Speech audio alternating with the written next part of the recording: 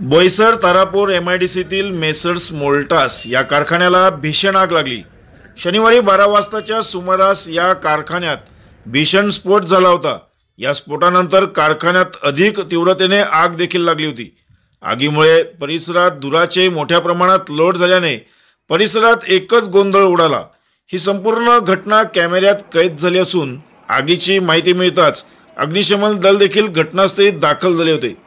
प्राथमिक माहिती मिळाल्यानुसार या आगीत कोणतेही जीवितहानी झाली नसल्याचे समजते।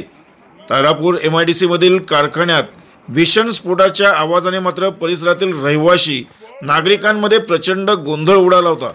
या आगीमुळे लोक जीव मुठीत धरून पळताना दिसली। मात्र वारंवार एमआयडीसी मध्ये आगीच्या घटना घडत असूनही कंपन्यांच्या सुरक्षिततेसोबत आता मेंटेनन्सवर देखील प्रश्नचिन्ह निर्माण होत आहे।